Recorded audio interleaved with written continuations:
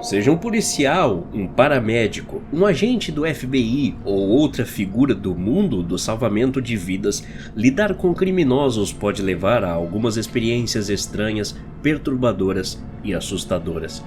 No vídeo de hoje, alguns desses profissionais compartilharam suas experiências reais mais loucas durante sua carreira profissional na área.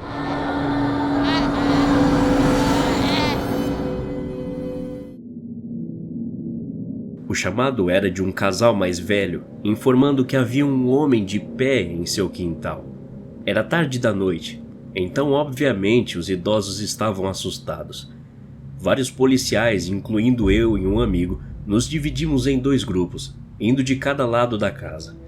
O grupo do meu amigo chegou até o quintal, armas em punho, viram o suspeito e prontamente ordenaram que ele fosse para o chão e colocasse as mãos atrás da cabeça. Mas o homem não teve nenhuma reação. Ao se aproximarem mais, perceberam do que se tratava. Acontece que, há 2 horas antes disso, o suspeito havia roubado uma conveniência na estrada e fugiu a pé. Ao entrar no bairro, ele tentou cortar caminho, passando pelo quintal desse casal idoso, mas quando foi pular a cerca, na parte de trás, ele escorregou e se empalou em uma haste de aço. Ele não conseguia se soltar, e seu próprio peso corporal lentamente o levou para baixo cada vez mais. O aço tinha entrado em sua virilha e foi direto para o seu ombro. Ele era literalmente um espantalho humano. Meu avô foi um grande policial irlandês que começou sua carreira em Minneapolis em meados da década de 50. Ele sempre teve as melhores histórias para contar, mas a única inexplicável de sua carreira foi a seguinte. Era véspera de Natal, e os policiais, incluindo ele, foram designados para uma casa onde uma ligação anônima afirmou que tinham 6 mortos. Meu avô acelerou seu caminho até lá. Ele entrou, arma em punho, esperando encontrar uma tragédia horrível com muito sangue. Mas o que viu lá foi uma família inteira onde todos pareciam estar muito cansados e resolveram apenas cochilar, sem marcas de violência, sangue ou móveis quebrados. Ele vasculhou o resto da casa e encontrou uma jovem adolescente na banheira com uma única lágrima escorrendo pelo rosto. Todo mundo da casa tinha morrido misteriosamente de uma vez, sem nenhuma causa conhecida, e ele nunca descobriu o que era. Uma vez, recebi um chamado durante a noite sobre uma pessoa suspeita em uma casa perto de onde eu estava. Quando cheguei lá, o dono da casa disse que alguém bateu em sua porta e quando ele foi ver quem era, tinha uma mulher parada em sua garagem com uma espécie de boneca do tamanho de uma criança com chifres e parecia toda ensanguentada. Ele então perguntou à mulher, que estava olhando para longe dele, o que ela queria. Ela se virou e disse: "Ele precisa de comida." Então começou a gritar a plenos pulmões e correu na direção do rapaz. Como qualquer ser humano normal, o rapaz correu para dentro de casa, bateu a porta na cara dela e chamou a gente. Chegando lá, vi marcas de garras bem definidas em sua porta, junto com sangue. Chamei reforços e comecei a busca a pé. Tinham 2 ou 3 unidades circulando pela área. Quando fiquei cerca de 1 quarteirão de distância, recebemos outro chamado dizendo que a mulher estava novamente na casa do cara, mas dessa vez, no quintal.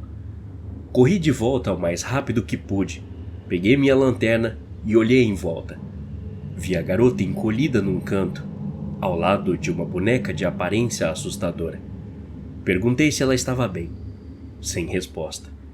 Durante esse tempo, uma das unidades móveis também chegou e estacionou de uma forma que os faróis do veículo focaram bem na mulher. Só assim, pudemos constatar o quão assustadora a moça era. Tinha cabelos pretos compridos, suas roupas eram trapos, não tinha sapatos, claramente uma sem-teto, e ela ficava sussurrando coisas para a boneca. Meu amigo e eu nos aproximamos e tentamos falar com ela, que continuou sussurrando para a boneca. Não conseguíamos entender o que diabos ela estava dizendo. Então, decidimos arrastá-la à força. Foi nesse momento que a garota enlouqueceu, socando, chutando, esbofetando, todos os tipos de movimentos possíveis. Lutamos tentando pará-la de alguma forma. Essa garota era realmente muito forte. Em dado momento, ela de alguma forma se afastou de nós e sentou com a cabeça inclinada para o lado, começando a fazer sons de rosnado. Foi o rosnado mais assustador que já ouvi. Então, ela gritou a plenos pulmões e nos atacou. Meu amigo usou uma técnica de desmaio na mulher. A algemamos e a levamos para o hospital, onde ela testou positivo para um monte de infecções causadas por fungos. Por fim, foi acusada de agressão, resistência à prisão e invasão de propriedade. Mais tarde, ela foi internada por algum tipo de transtorno mental. Não tenho certeza do que era. Meu departamento não teve mais nada a ver com o caso, depois que ela foi presa. Eu moro em uma cidade relativamente pequena. Meu pai foi policial por 10 anos ou mais. Minha tia trabalha no pronto-socorro há 11, e na época dessa história, um dos cunhados do meu melhor amigo era um paramédico. Todos eles envolvidos nessa tragédia doentia. O chamado era sobre uma briga doméstica. Depois da polícia rastrear uma ligação que dava para o endereço da mulher que ligou, gritando, e depois desligou com alguns barulhos de coisas quebrando em seguida. É claro que eles enviaram todas as unidades disponíveis imediatamente. Depois que alguns policiais apareceram, eles relataram que a situação estava feia e nenhum policial ou paramédico a mais deveria ser permitido perto da cena. Acontece que um homem estava drogado e teve um surto com sua namorada, acusando-a de traí-lo. Eles tinham tido um filho recentemente, e o homem colocou na cabeça que o bebê de 3 meses não era dele. O doente pegou a criança pelos pés e a estripou com um estilete. Quando os policiais apareceram, o homem ainda estava batendo na namorada com um utensílio de cozinha, enquanto ela se debruçava sobre o bebê, tentando protegê-lo com seu próprio corpo. Os policiais da cena o dominaram, levaram o bebê para o pronto-socorro e cuidaram da esposa na ambulância que foi chamada para a casa. O cunhado do meu amigo era o paramédico que ficou responsável para cuidar das feridas do agressor na cena. O agressor ainda estava bêbado, quase caindo, dizendo um monte de coisas nojentas sobre sua namorada. O paramédico então bateu a cabeça do homem na geladeira, avisando-o para parar de falar. Um sargento estava na cena, viu isso e deu ao paramédico um aceno de aprovação. Alguns minutos depois, o sargento se cansou das palavras claramente sem remorso do homem e disse: "Você ouviu aquela mulher chorando? Ela confiou em você para cuidar do filho de vocês. Te amou o suficiente para lhe dar um filho e veja o que você fez. Ela não te traiu. Você nunca a deixou sair de casa, então como ela poderia ter feito isso? Aquele garotinho é seu filho. Você poderia ter sido um bom pai para ele e o criar para ser um grande homem. Mas fez merda. Provavelmente tirou a vida daquela criança. Aquela mulher que te amou tanto está lá fora chorando de soluçar. Você não se importa com isso?" O homem então, frio, apenas disse que o bebê merecia morrer antes mesmo de ter nascido e que a mulher merecia o mesmo fim porque era uma vadia burra, o traindo ou não. Nesse momento, o sargento deu um tiro no pé do cara. Meu pai testemunhou tudo isso e mais tarde teve que depor.